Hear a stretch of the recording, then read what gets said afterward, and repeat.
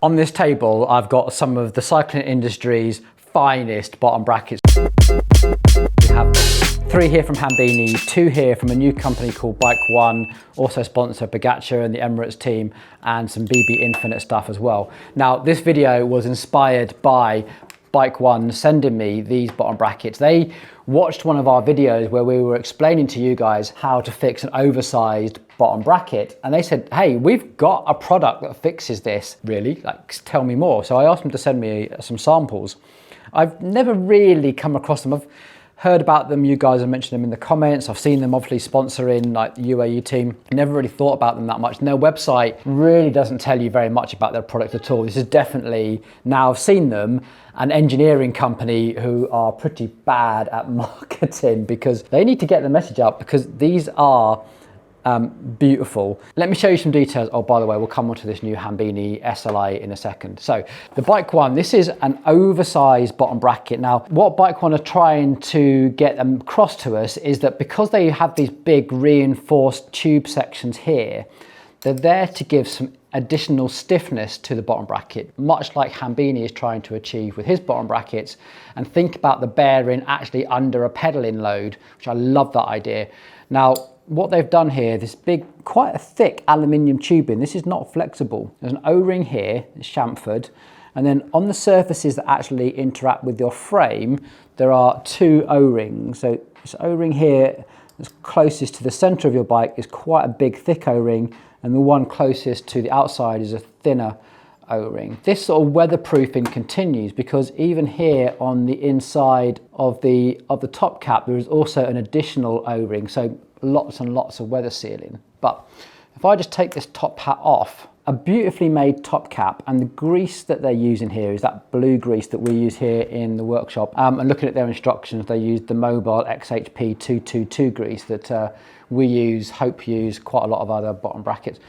They also have an additional seal here. So this seal that I'm putting my pick underneath is an additional seal, not the bearing seal. The bearing seal is still there. This is an additional seal.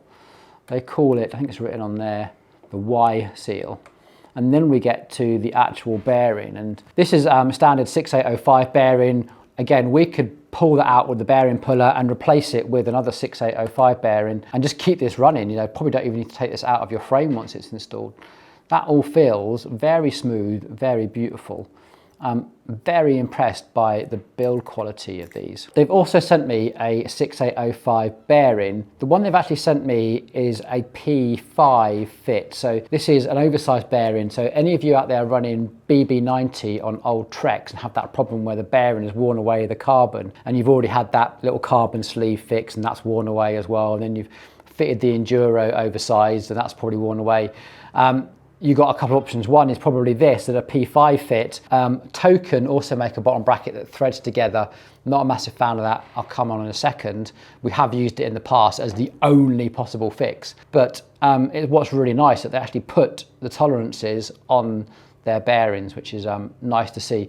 If any of you out there do have a BB90 frame with this problem and would like to give these a go, please let us know. I'll fit these for free because I'm really intrigued to see how they work. We don't often see BB90 anymore, so again, if you go out there with an old Trekking Honda with BB90 and would like some fresh bearings, get in contact. Quickly sticking with BIKONE, they've also sent this T47 bottom bracket. Now this is going to go in my blade. This is T47 to 29mm for SRAM. Again, really good rigid center section here. It's going to really help add some rigidity, again with an O-ring here.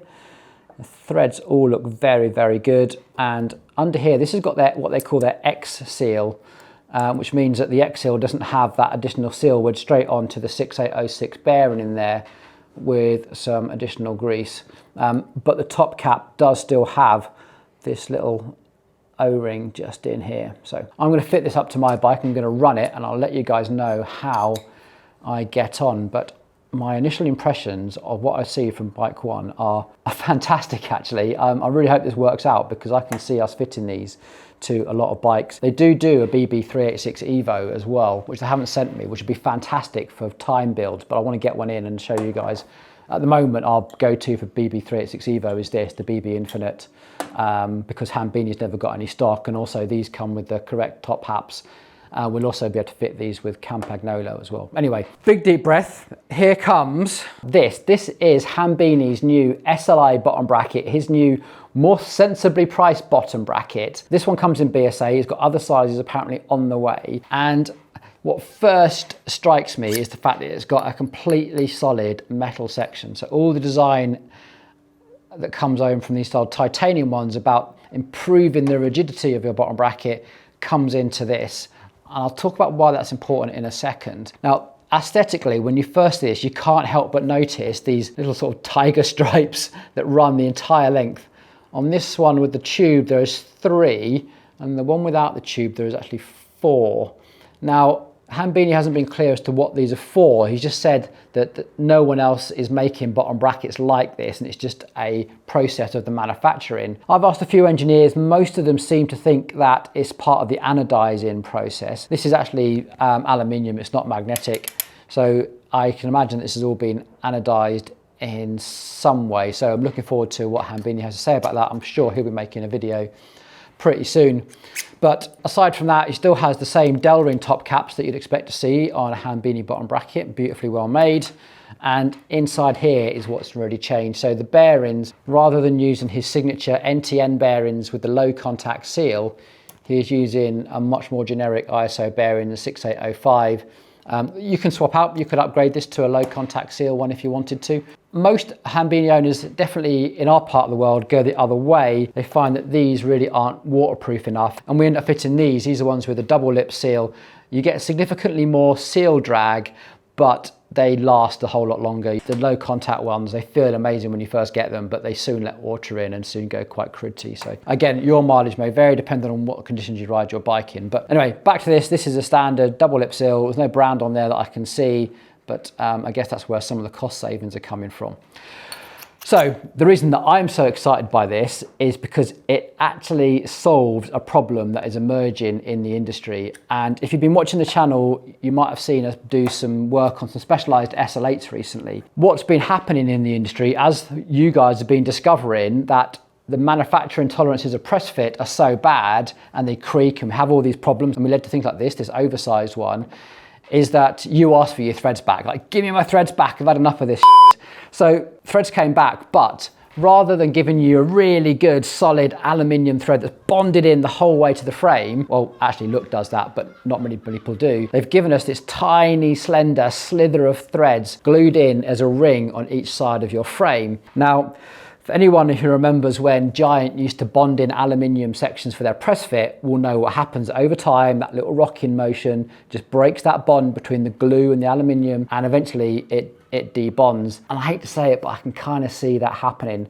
It's not just Specialized. The Factor Ostro does it with T47, which is why this is going to be a fantastic solution for that. And with a stroke of luck, here's a video that illustrates exactly the point I'm trying to make. Right. Stick it in there.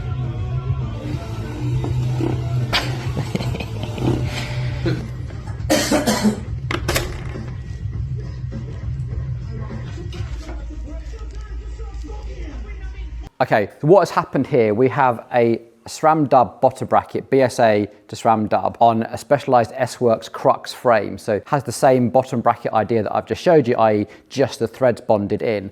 And what's happened there is they pulled out the entire bottom bracket, bringing the threads with it, leaving just a ghost of those threads left in the frame, almost irreparable. Maybe you can bond it back in. I think the reason this has happened is because these SRAM dub bottom brackets, they need a bigger bearing. And so this surface here is actually quite big. It is 43.6 millimeters. And we know that the Specialized frames are only faced to 41 millimeters. Now that's fine if you have a Shimano Dura-Ace bottom bracket, because these are only 40 millimeters across here. So this would work absolutely fine. The new Hambini one is coming in at 44 millimeters. So still a little bit on the big side, but at least we can face it, because a facing tool here is 44 millimeters as well. So Specialized say that you shouldn't face their bottom brackets, but if you're going to fit a SRAM dub bottom bracket, all that's going to happen is that this edge here is just going to be resting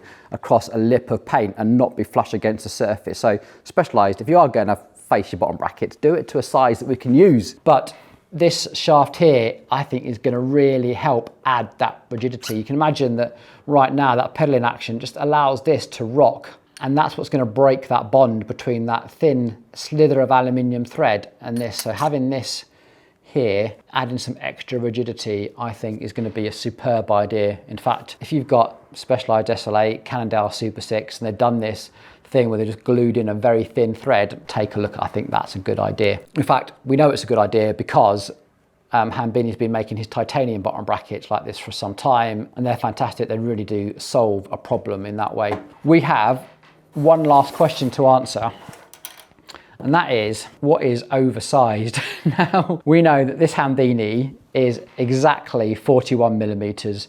And if your frame is ever so slightly misaligned, but the holes are a good size, this is a fantastic solution at sorting out left and right misalignment. But they don't really solve the problem of filling a gap unless you get one custom made or you use a lot of retaining compound. This then potentially solves a lot of problems, but on their website, they do not tell you anything about the size that it is. So I've had to measure it using a set of micrometers, and I can tell you that this is 41.2, so 0.2 millimeter oversized. Now this is a significantly better idea than using a thread fit together solution. So you thread fit, you have one side which is pressed in, has to be static, and the other side then gets threaded in up to 50 Newton meters sometimes, and you put all that compression load onto your carbon frame, and we'll quite often see little cracks appear, not necessarily here, but they'll be like up here and up here as those stresses like spread out through the frame. It would have to be a really, really big and dire problem for me to pick up a thread fit solution to fix a problem. Most of the time, as you've seen on this channel before, I would much prefer to correct the bottom bracket shape and then fill it with a compound, or use something like this, which is an oversized bottom bracket. This is fantastic. This is going to solve an awful lot of problems, going to solve an awful lot of frames. But I do wish, BIKONE, please, if you're listening, put it on your website, tell people what size hole you expect to see, what size it actually is, and help us mechanics make some really good decisions as to when to choose your bottom brackets. Okay, conclusion then, BIKONE, mega impressed. Expect to see more of them on the channel because I'm going to fit these to some bikes and I'm going to tell you how they work long term. This little thing, a bit of genius engineering from Hambini. I think you're going to do so well with this, especially in the current trend that we're seeing. For those of you out there that own time bikes and BB 386 Evos, at the moment, my recommendation is still these, the BB Infinite. These are still, I think, better than the Hambinis, purely because one, they're available. Two, they have the inner ring on the inside, but three, they also have top caps actually made for the right chain line as well. You don't have to mess around with spacers that you have to buy yourself. This comes ready to go, precision made. So, oh, I forgot, subscribe if you like this sort of content. In fact, if you're still here watching, well done. You should hit that subscribe button to applaud yourself for making it through this ridiculous video. So subscribe, and I'll see you on the next one where we should be starting to speak a whole lot more sense. Cheers.